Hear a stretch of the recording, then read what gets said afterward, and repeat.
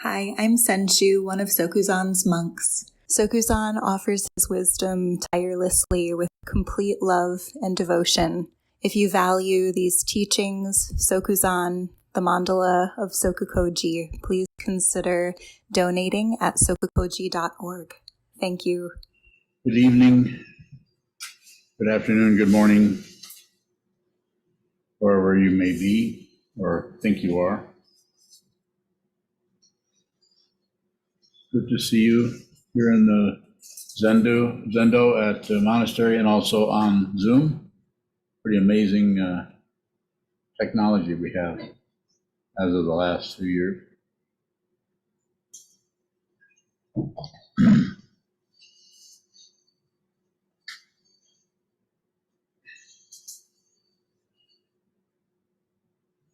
So if you value what we're doing here and you understand the importance of this to yourself and to others, we'd like to extend what we're doing here in this local community of monks and monastery residents into the neighborhood, which we are endeavoring to do. Help us out with that if you can. Go to the website, donate if you can. If not, just keep attending anyway.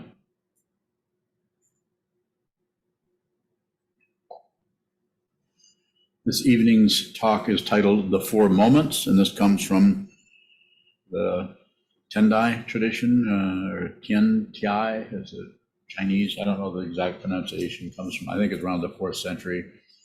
The Japanese form that came around the 9th century to Japan from China was, and I don't remember the monk's name that brought it there, but it was called Tendai. And this particular teaching from Tendai or Tiantai is similar to Chan Buddhism, Zen Buddhism, and is you could even say that Zen somehow came out of that in some way because of an emphasis on sitting meditation. So the 4 moments are before. I have them written down here, so I won't slip off into oblivion as I'm endeavoring to deliver this talk. Before thought. Second one is immanent arising of thought. 3 is the actual arising, and 4 is the passing away. And so the idea here is to, using these concepts, is to bring your mind down to a point so you can actually see just before the thought. So there's before thought, and then there's the feeling that thought is starting to arise, and then there's the actual thought that is rising, and then there's a passing away. Just breaking it down in that way. So let me help you a little bit with this. As you practice this in your sitting practice, which you're watching what moves, Shikantaza, not being able to do this or live up to your idea of what these concepts represent is awareness. You do not have to accomplish anything. So this is why we have forms, is so you can observe them, not obey them. Don't do anything you're told. Don't do it.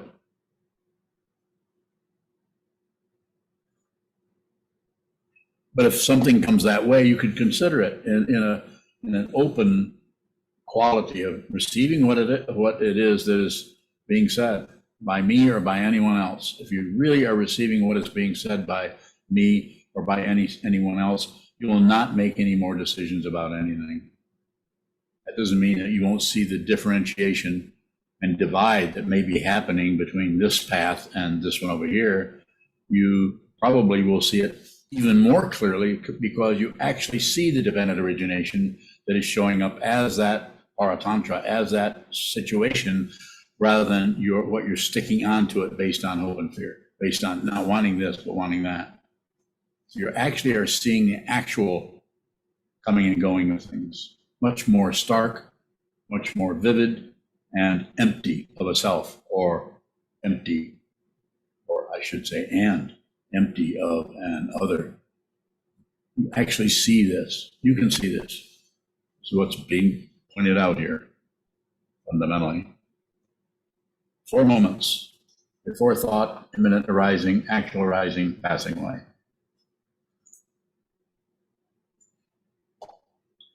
You probably are not going to be able to tune into these conceptual instructions unless you have a lot of sitting meditation under your belt, I guess is the way of saying that. You've done a lot of wall gazing, just observing, observing, observing. So you could write this down on a card, put it in front of you, and then practice as you understand, however shikantaza is showing up for you.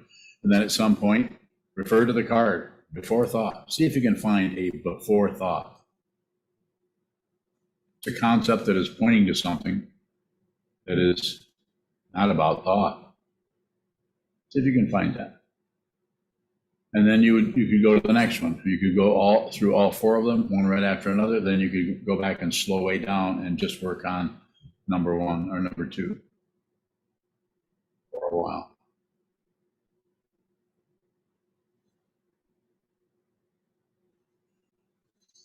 So as I said before,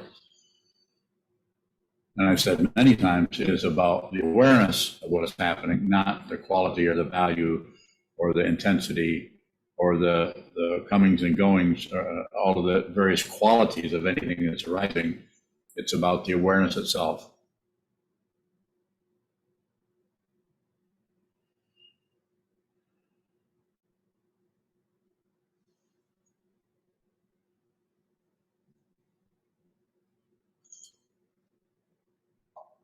So I'd like to take some questions on that, if there are some. What would be the qualities we would be looking for? One of the things that you could notice is the quality of how it feels to not be able to do that. You have an instruction, you're told how to do that, or you're told what to look for using a concept before thought. So that would be part of it, is noticing how you're working with the concept of before and how you're working with the concept of thought as you endeavor to see what is being pointed out in this instruction before thought. So those qualities are there. Also, if there is no thought, can you be aware of that without thought? Isn't that a thought to think that there's no thought? So this is why this brings you into this, this particular instruction brings you into this realm, into this way of working with concepts, of working in a deliberate way of what is arising in the mind stream. I'm just thinking of how a thought arises and then I begin to get a feeling about it, whether it's a pleasant thought or an unpleasant thought or a discursive thought. Where would that show up in this? Well, it's probably going to be a little bit less because the way in which you're working with these is even more minimal, just the thought, rather than what the thought is about. So this is a way of somewhat kind of weaning you away from the content of the thought and taking you into just the structure of thinking by this particular way of working with it, done in 4 stages. More?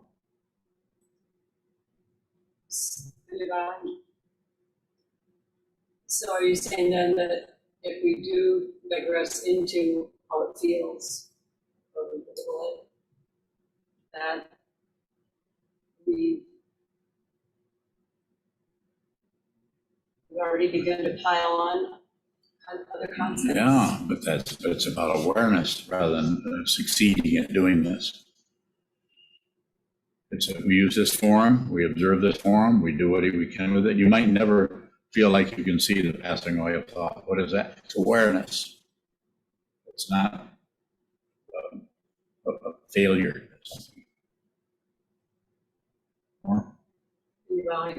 Sometimes I try to go backwards and find out where a thought came from. I'll end up at point C, and I go back to see where B and A, how it seemed to lead to that. What is that? You just described it. You're just using what is showing up in order to navigate or look around. I think it's Shikantaza somewhat verging on contemplation or something. It's not incorrect. You don't have to bring yourself back to Shikantaza. You're still watching what moves. You might have somewhat of a story around it, but still awareness practice. Yes, sir. If we're grasping at thoughts that are arising, are they still passing away? Well, they could be, but if thoughts are arising, you should just observe them rather than refuse them or grasp at them or evaluate them or add anything to them. So have you practiced something like this anywhere? No? It's something you can work on. But it's about observing the grasping rather than not grasping. Even though I might say, don't grasp, don't do this, don't do this, don't do this. Still, I know it's impossible not to go in there and create all kinds of havoc by manipulating based on hope and fear, based on suffering. Isn't this like the apparent continuity that sometimes shows up in like an emotion or a thought? And so I'm wondering if that passing away is something I'm just missing, or if there is some interference in that process that shows up. Probably both. You're probably missing and you're interfering with it in some way.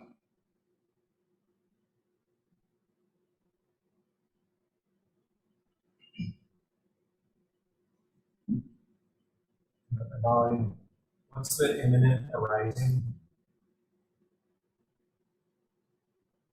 It's the second one.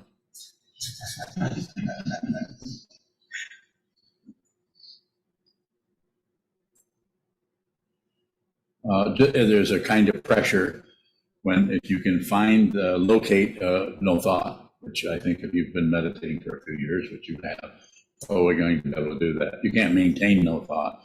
You can notice that nothing is occurring. There is no particular occurrence in consciousness. It might last for a few seconds. You can locate that, and that usually fills up with thoughts about what? I think I just saw no thought. Those kind of thoughts. So just look at that. Don't maintain it, but just look on that. And then if you're just with that space and you're not demanding anything of the space or anything of anything, there's no demand. You're just receiving. You're receiving. Nothing shows up. You receive that, and no thought. That kind of situation before thought can show up that way. Whether it will or not for you, I don't know. But it's possible for that to happen. And then there's the imminent, you can feel something's about to change.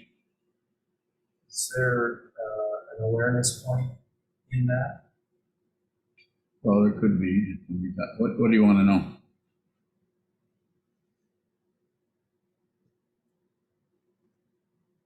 When I look at an immanent arising, or that term, it seems like it happens in a lot of different ways, energy or pressure wise. Okay, that works. So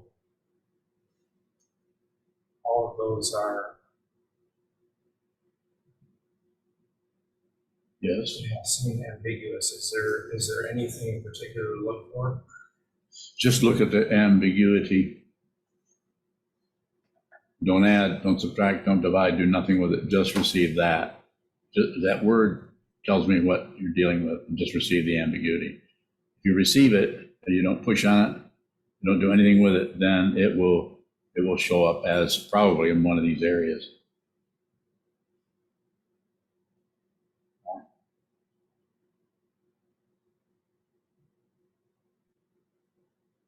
Question?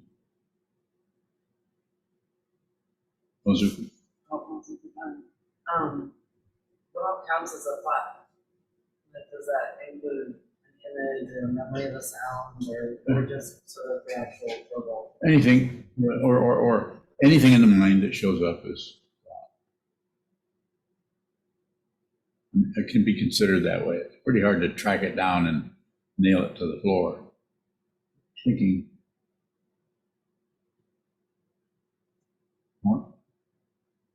Just observe that. you can use these concepts. Another thing I would say is if you don't want to do this, don't do it. But the only thing I would emphasize is just receive whatever's showing up. If you wanted to go into these, just a suggestion. Yes. Zen Buddhism. Sometimes when I'm sitting, I crank things up in my mind, creating something. Like checkers and stuff like that, with an imaginary opponent. A dress. A red dress, a blue dress, what kind of dress? Or you're going to give an address? So a dress? What's your question? Can this practice be done when creating? Again, as you've heard me say quite a few times, it's about awareness. So I hesitate to go into anybody's mind stream who is dedicated to practice as you are, and anyone else here. Mostly people are really want to do this, and they're spending a lot of their time practicing Shikantaza and practicing to try to see what this is. So if something that like arises, even that is about awareness. You don't necessarily have to stop entertaining yourself if that's happening spontaneously. You just watch that. If you look at it closely and you receive it rather than try to push it away because you shouldn't be daydreaming, or crank it up because you need to really figure things out as far as how to work on that particular project, and then you will be aware of that also. So it's about the awareness. It's not a success story of maintaining some kind of state of mind or state of awareness or state of no thought or state of before thought or immanent arising or actual arising or passing away. Don't have to do anything. This is about working with the awareness in as subjective and immediate a way as possible. And these 4 concepts here about what is occurring there are meant to help you be aware. They're not something, it's not something you practice and try to get successful at. I finally got before thought. I finally got to the space before thought. I finally got to see the immanent arising. Contemplate the concepts and notice that you might not be able to go to something that aligns itself with that concept. That's awareness. That's not failure.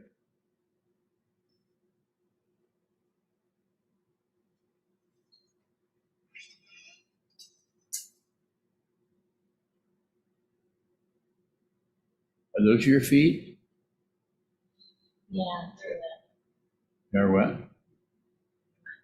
There you. Just checking.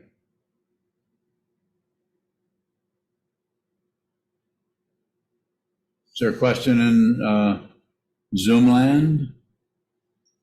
Isaac, you must have a question. You can't have that kind of expression on your face without a question. Isaac bowing.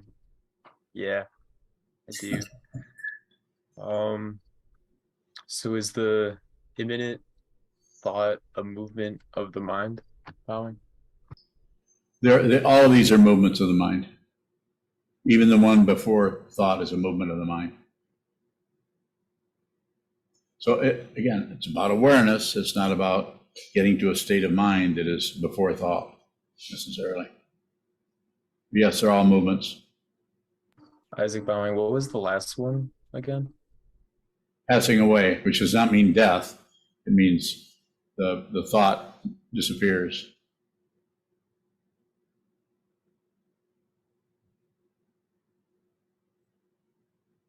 Isaac bowing. Thank you. Yes, sir.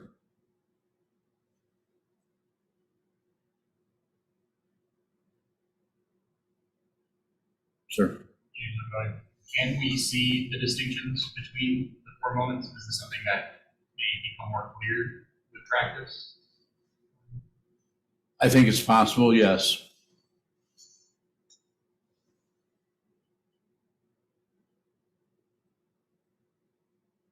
What do you think?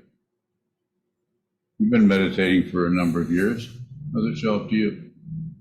Not very clearly. So not very clear, that's good. And not very clearly is awareness.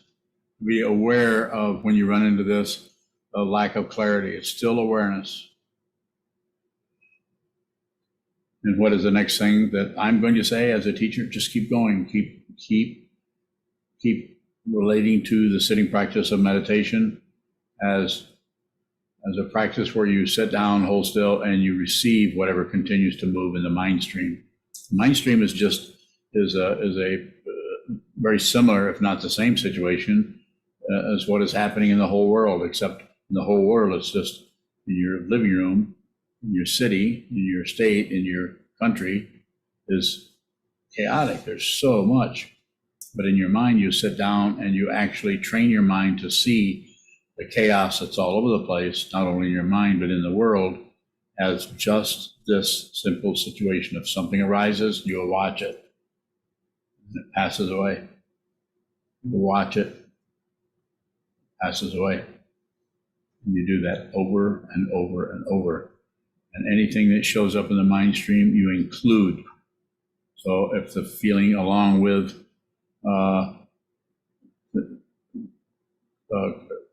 looking at the concept before thought, that I don't see that, include that. Or I think I see that, I include that. There's nothing to correct.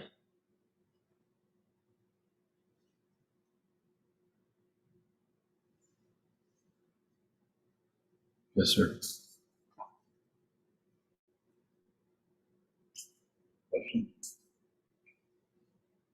And I'm just thinking about these 4 moments, also in place or the placement of in the 5 dharmas. It feels like this is more microscopic. Something arises, we name it, and then we project onto it. You're talking about the 5 dharmas in the Lankavatara Sutra. Yes. Why don't you state what those are so people know what you're referring to? Something arises. Yes. We name it, we project onto it, and if we see what this is, it's Buddha knowledge or suchness, that those two can be interchangeable. Okay. So is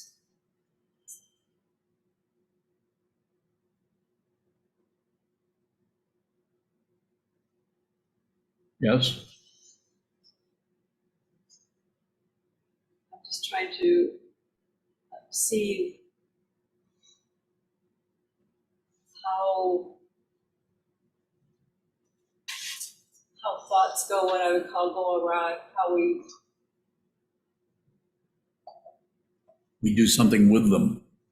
If something comes up, if you do anything with it, then it tends to reify, support, fuel, energy to that part of the consciousness commonly known in the Yogacara tradition as the 7th, or the klesha mind, or the paranoid mind, where it thinks something is wrong, something is right, I'm wrong, shouldn't be, should be, all of the other things that happen in that area of the mind. That gets triggered, and then the identity, which is an aspect of consciousness that is unreal, doesn't have any status as anything, but it thinks it does, and it gets its status of me over here with that thing over there that I'm not understanding, or that thing over there that I am understanding. It just ties us up in knots. So just receive. This is why the teaching of just observe, just receive.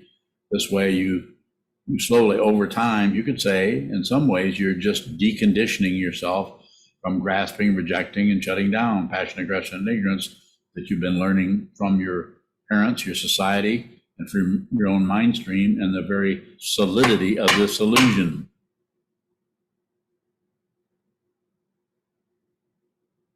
So this is why it's so important to just observe, even with these 4 moments before thought, immanent arising, actual arising, passing away. It's impossible to do that, but you should work on it anyway. If you work on it, then what happens in the mind stream may be quite a bit different than to you what happens with Biyun or Myoka or someone else or me. It might be a different dynamic that's happening there. But you're contemplating that, and you start to think of the 5 dharmas of the Lanka that is taught in the Lankavatara Sutra.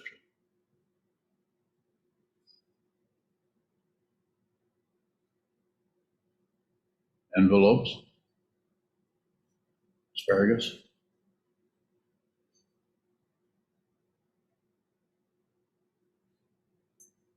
Are you bowing? Yes. Do we have any control over any thought? There's the illusion of control. Illusion all the time. This is the illusion of control. I can pick this up and move it. I can hold this up or not hold it up. I can put it back on the altar, or I can wave it around, or I can put it in my lap. So it looks like we're controlling, but what is fundamentally the truth is there's no one there. This movement is happening, but it's dependently arisen. But if I, as a singular sovereign being, decide to move this kotsu from here to there, it looks like I'm in control. It's an illusion. And all you are doing is aligning yourself with that which you are not separate from, which is dependent origination. What you add on is I'm doing it, rather than dependent origination is doing it.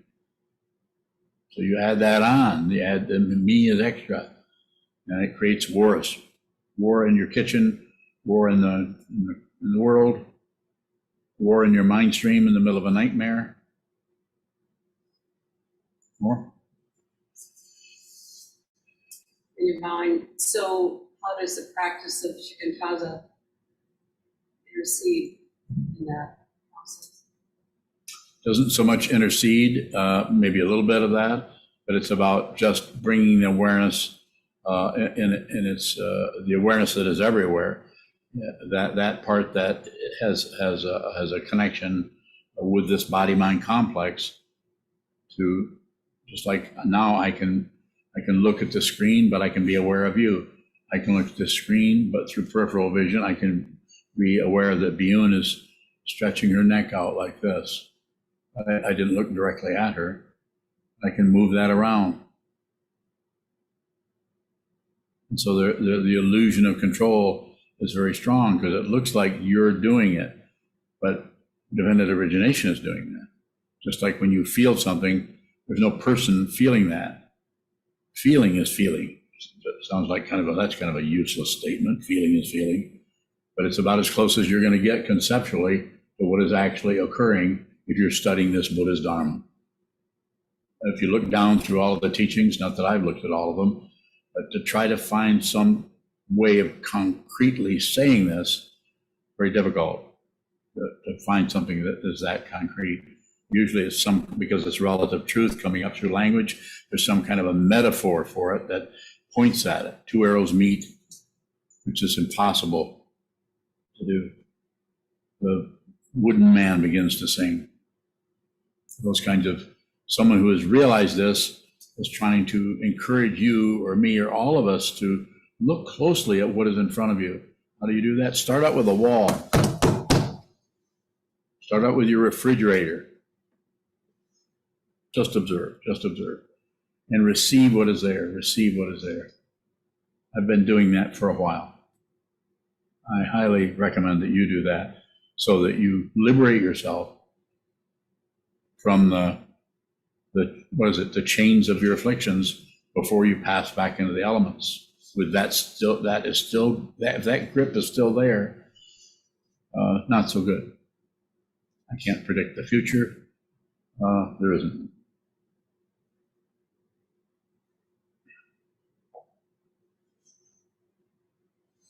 Mizuko? If everything's movement in the mind, what's not a thought? Could be a thought, might not be a thought. We don't even know what thoughts are. We have somewhat of an idea, but we can't say, well, this is a thought, and this over here is an emotion, and this over here is a memory of sailing in Nova Scotia last November. We can't. That whole area is from the point of view of figuring anything out, it is a mess. But yet we can go in and use that conceptual mind to do all kinds of things, create things, examine things.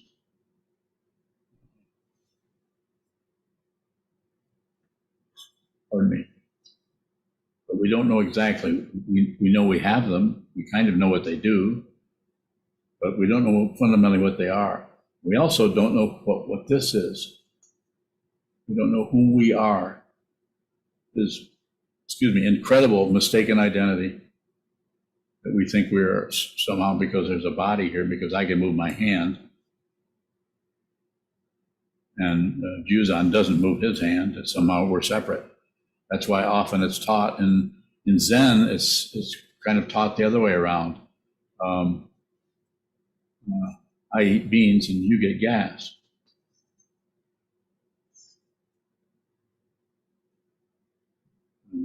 Oh, there's a smile. So it's taught to deliberately opposing everything so that you will begin to have some insight into the nature of consciousness rather than continually locking down on apparent relative truth, which is relatively extremely true, but ultimately is an illusion, unreal. Further question about that? Water cloud.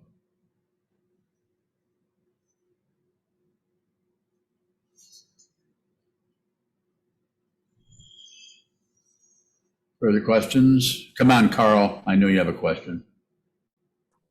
Carl Bond, it seems like what we do with language is to make a shortcut out of something.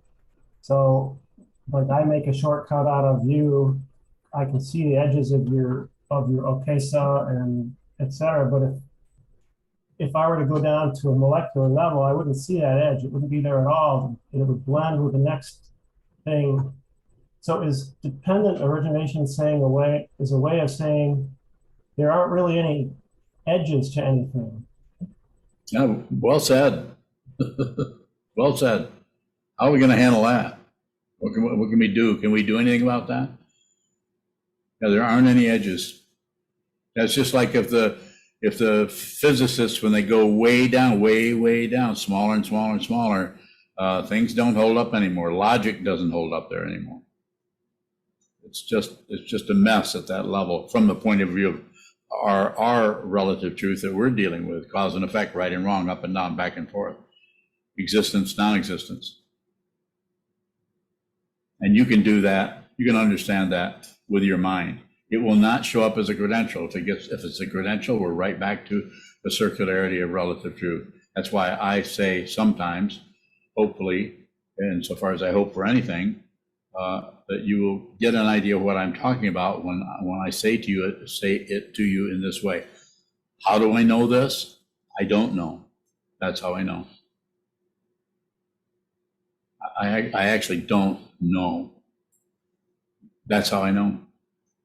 And if you reflect on that, you would have to realize that it might take one hell of a leap to actually leave relative truth and where your understanding is. There's no one understanding. There's nothing understood. This is talked about by famous erudite, wise teachers down through the century, including Nagarjuna, Vasubandhu, other teachers, Dogen. As soon as you leave all views, no views. If you have a view, everything's blotted out. You're ignoring all kinds of things. But if you have no view, then you're not separate from that ultimate situation. At the same time, you're waving a stick around, or you're eating blueberries, as I was earlier today. The relative truth is there, and the ultimate truth is there at the same time. It's sometimes called co-emergent. When you see what this is, wisdom, or that which sees the truth, and confusion, or that which makes a mess of everything, come up together. It's just a way of teaching it. So that you can actually transcend this world without going anywhere. You have to see it. And you won't see it if you're covering it up or extending your own views or ideas or any of your contraptions about anything. Even if it's the sutras. Even if you think the Diamond Sutra is better than Samdhi Nirmachana Sutra, or any kind of situation like that. And Buddhists have been doing this for centuries, arguing about If you do any of the history, you can see where I mentioned the Tendai school earlier, and they came into favor for a while, and then because somebody came along who didn't like that, then they got pushed back down again, and then they came back, and then it just goes on and on like that, all over, like Republicans and Democrats.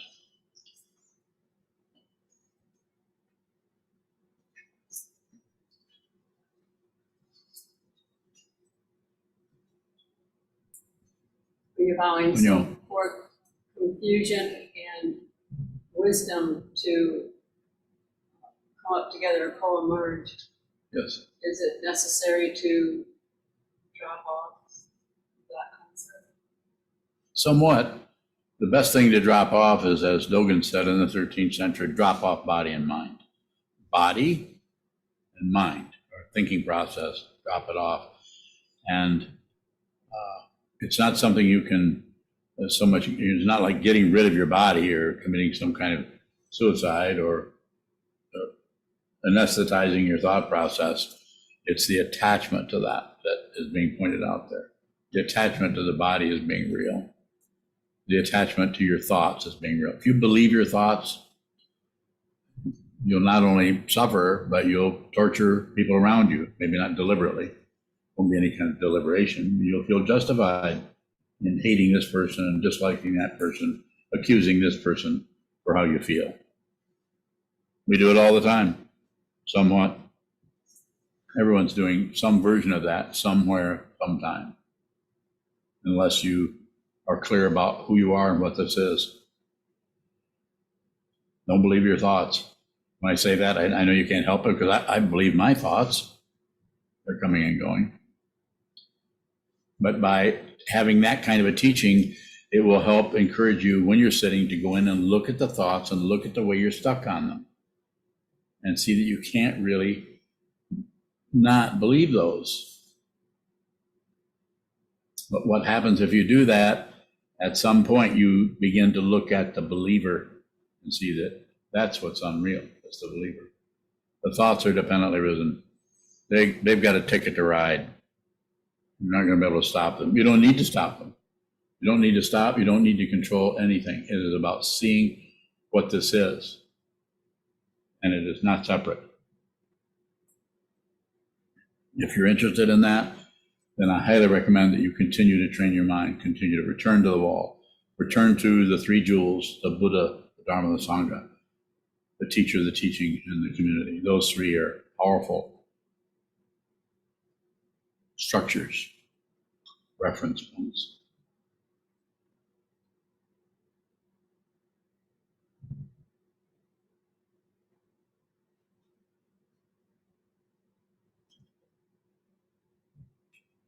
Are there more questions? Shorobang, does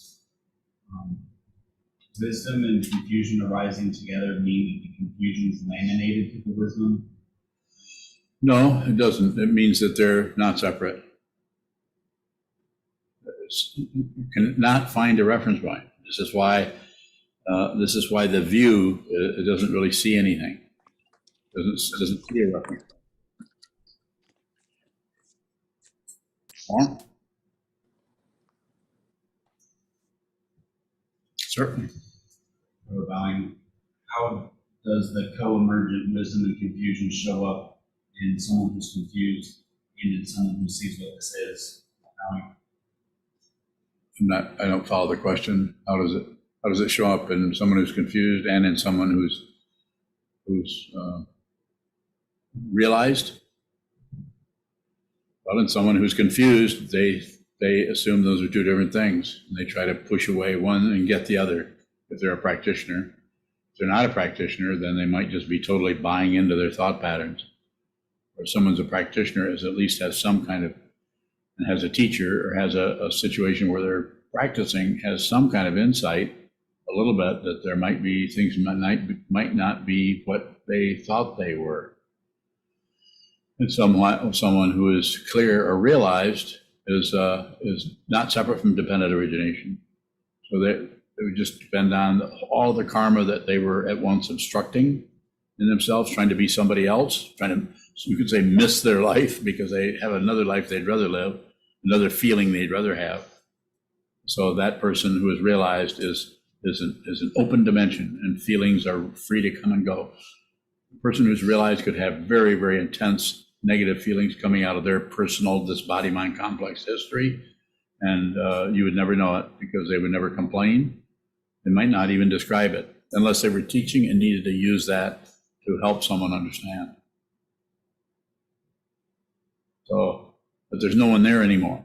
So therefore, the identity has been seen through as being false. So yeah, even the identity may show up as dependent origination.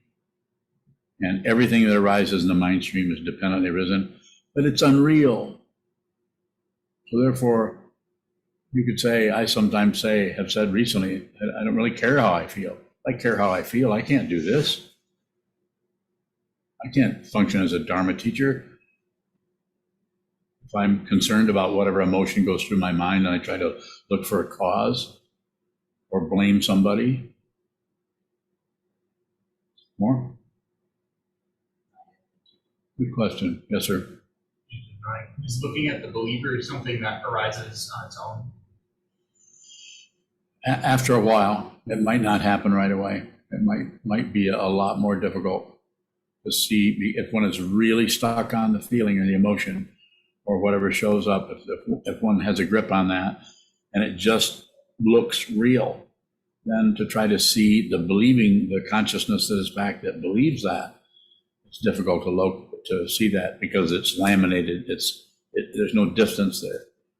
What happens eventually when you begin to look at that clamp down, look at the clamp, look at the way you're hanging on, rather than try to stop it or do anything with it. And that way, that identity, which is unreal, starts to show up. Is looking for the believer before that shows up on its own a cover up? Does it take us away from that? No. Grasping? No, just like these 4 moments before thought, immanent arising, actual arising, passing away, don't take you away from anything. They're concepts that might radicalize. When I say radicalize, I'm talking about the root meaning of that, not radicalize like it's used in modern conventional politics. Take you to the basis of something. So those concepts, I think, would be helpful in that way. Some more? When you say wisdom and confusion are not separate, does that imply a relationship? Somewhat, but basically the emphasis on there is to see that those two situations, what those are both referring to, are not separate. So if they were separated, then there would be some kind of relationship. But there's no relationship there particularly.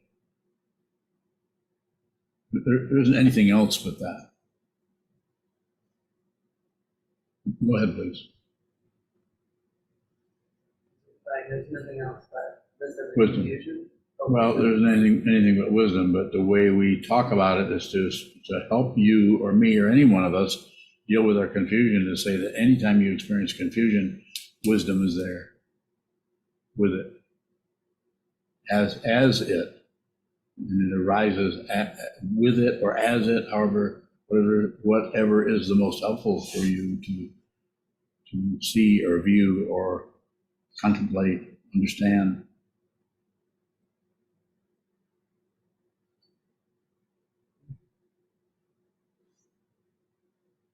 Further questions anywhere? Still have a little bit of time left. Carl bowing. Oh, Back to my question and my idea that things, there aren't really any edges to anything. Like, I can see how these 4 moments are really continuous in some way. So why does Buddhism spend such energy dividing everything up into, pixelating it into little concepts? What's the teaching value of that? Bowing. I don't know, maybe boredom. I think it's like, it makes a little bit of sense.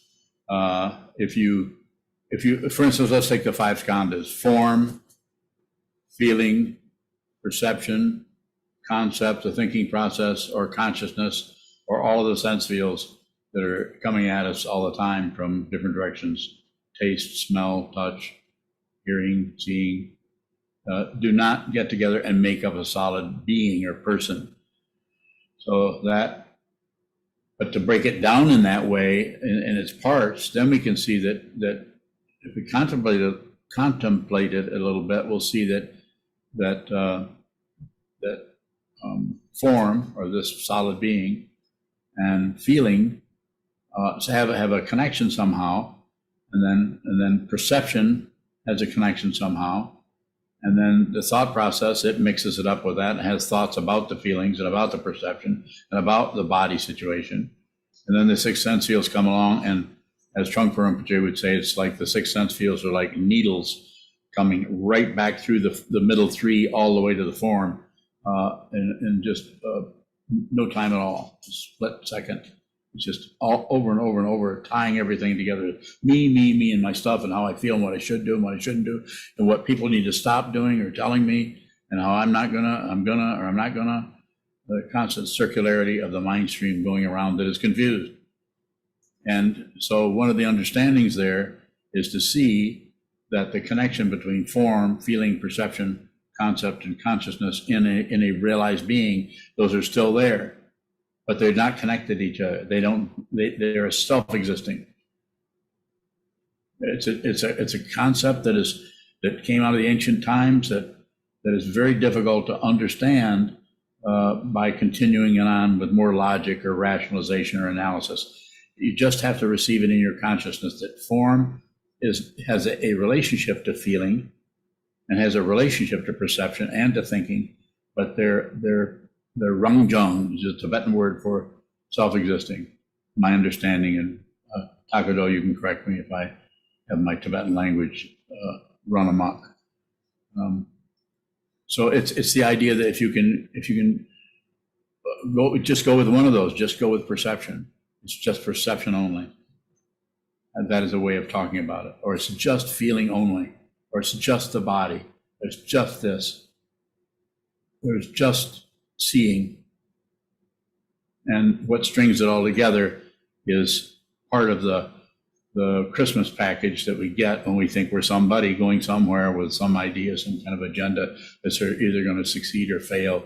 If we can just get it right, we just figure things out, calculate things. So it's basically spiritual materialism. This is why the awareness is so important and is emphasized, not awareness of some particular thing as opposed to another one, but just awareness. Just receive.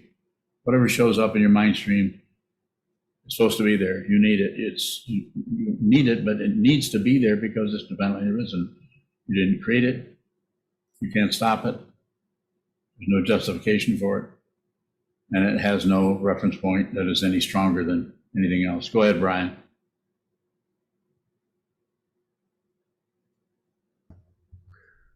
Brian Bine.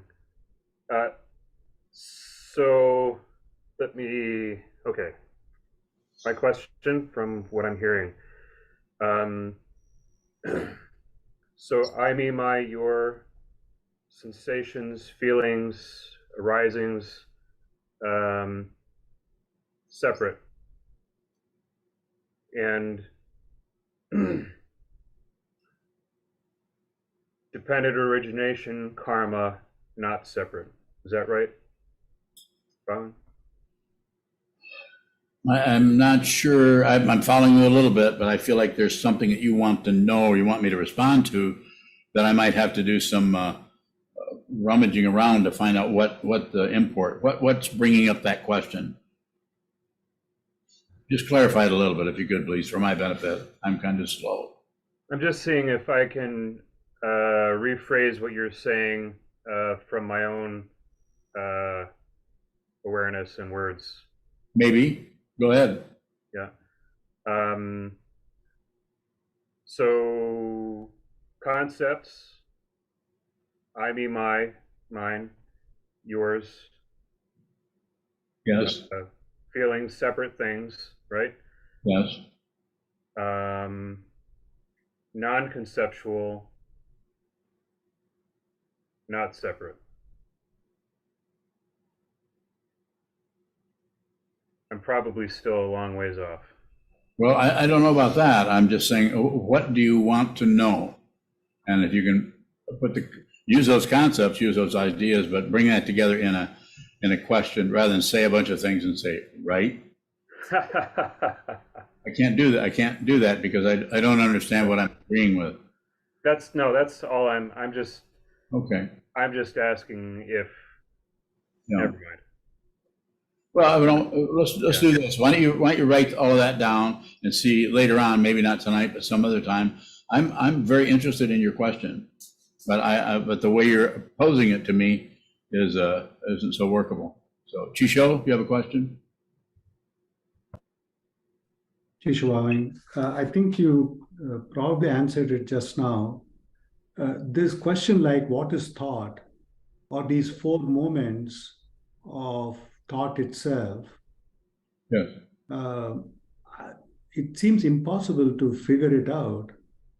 So I'm wondering if it's a way to help us prioritize awareness away from the thinking process. Bye. Very likely could be that.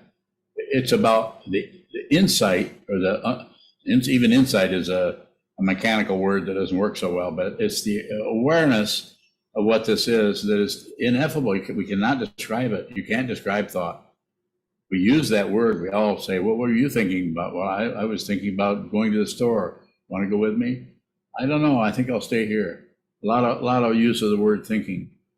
And it has its structure and its use very, very pragmatically. But when we start to take that in and use thought to try to figure out what thoughts are, or figure out what the emotions are, we just run into what is that? Can't remember. Rubber baby buggy bumpers. Y'all heard of that? You have. She was born in the last century. So we run into an impasse. We run into an obstruction where we bounce right off from it. It's like, why am I bouncing off something? My question, my inquiry was very valid. We come back with that. Anyone who has no mind training will come back intellectually and bounce back into thought patterns, and we'll just assume, well, I just have to figure it out here, not knowing that that this thinking process is a stepping stone to realization. But you can't think your way into reality, because you are not separate from reality already.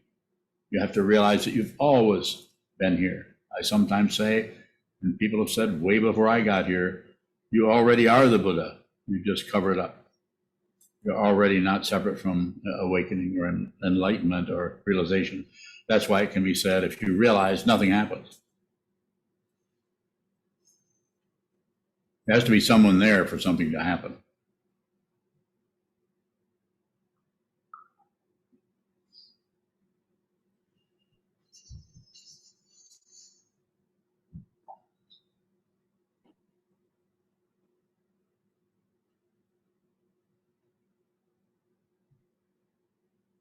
Chisho, Yes, sir. not a question, but it feels like it just came up that these are exactly the kind of questions that physicists are also dealing with when they go deep in. Yes. The way they measure things is itself, it cannot be used to measure what they want to measure. Well said. Well said. And that's something, and I'm not a scholar or a physicist by any means, obviously, or maybe not so obvious, I don't know, but I'm really interested in that kind of science that goes in, especially when it starts to run into things that this is not making any sense, where all of these different physicists actually disagree, who are all brilliant investigators of the material world, going down into this material. And it's just astonishing how what used to be Einstein was saying was true now has been pretty much disproved, and they're going into deeper levels of that understanding, even though he certainly understood a lot and explained a lot to us. but there are things that are faster than the speed of light, which he would not agree with. And I don't know the science, but it's been proven. What does that mean, proof? I don't know. I'm not very smart in that area, so I can't quote chapter and verse. But that I've read that enough in enough different places that it looks like that's the case. Have you looked into that, Chisho? Recently in one of my WhatsApp group, there was a discussion around physicists and bumping into consciousness. I didn't read through it fully, but if I do, if I find it, I'll send it across to you if you're interested. Right, I'd like to look at it. Is there a final question? I guess I should say. Anyone? Does anybody want to just go to take a nap, go to bed? Everybody sleepy? Brian bowing. Brian, go for it. In the beginning of your Dharma talk, you said maybe write down the 4 items on a card and use it during our meditation. You could. Yes. Yeah, you set it down in front of you, and maybe do a practice if you're doing shikantaza, which you probably are. But practice shikantaza for half an hour, 45 minutes or whatever, and maybe the last 4 or 5 minutes, just work on those. Just work. Maybe do one of the. Go ahead, please. Go ahead. Well, I've always in my meditations often have little reference cards or things that I always felt I was cheating a bit. That I might be slipping into more of a contemplative kind of practice than just an observation practice. Is there a danger in that? I don't think so. So. The only thing I would say, I would recommend, and this is not some kind of rule, I would say as much as you can, try to receive. And if you're contemplating, you're not receiving, you're spitting out stuff. Not completely, but you're doing a lot of, what is the fancy word, ratiocination around everything. Around and around and around. And so, but by sitting down and putting yourself in the position of just observing with all the sense fields, it's radical. I mean, it's very much at the root of that, especially if you've done it for years and years and years. And then when you come back, say at the end of an hour, 2 hours, 3 hour sitting period, which I highly recommend. If you haven't heard that already, then I would say spend 5 or 10 minutes working on these. Don't do it for the whole hour. Now, I don't know what they do in the Tendai version of that in ancient times, or even in contemporary times, because that school is still happening in Japan. And I don't know about China, but I know it is in Japan. So do a little bit of what you're talking about. And it could be not just what I'm saying here, but any other kind of contemplation. Sometimes if somebody has strong questions about anger and how that arises, I say, write anger down or on a card, and you go from receiving shikantaza, look down at the card, anger, and then bring all of your intellectual understanding, all the dynamics in your mind stream down of what is anger? What is that? What? Not a why question. Why will give you reasons, and that's a scapegoat for ego, thinking somebody else created the anger. Nobody created anything. If it's in your mind, it's yours. Be responsible. Blame no one. If you blame somebody, then it's circular. It doesn't work. Brian bowing. Yes, sir. A kind of follow-up question. If all of our thinking is dependently arisen, then even when we imagine that we're manipulating our thinking, the thoughts are dependently arisen. Exactamundo, as they would say in another country. Okay. Yes, exactly. Even this being here who presumes to even teach the Dharma at all, is these words that are coming out are dependently risen. There's no one here creating any damn thing. So I'm imagining that there's a thinker thinking. Exactly. Yes, you imagine. That's why I think call it the imaginary nature. Parikalpita in the teachings. It's Parikalpita. Paratantra is dependently risen. Parikalpita is the imaginary that we add on to the Paratantra. And then when you see what that is, this is the perfected nature, or Parinashpana. The work is over. You see it. You might be even perplexed by the way people keep torturing themselves.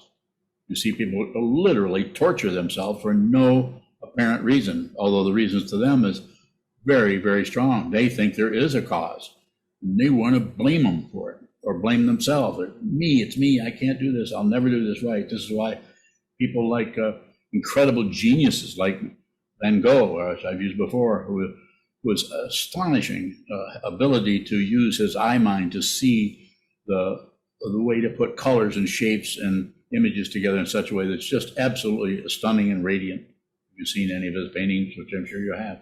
And yet he had so much self-hatred, he had to kill himself. He had to end his physical existence.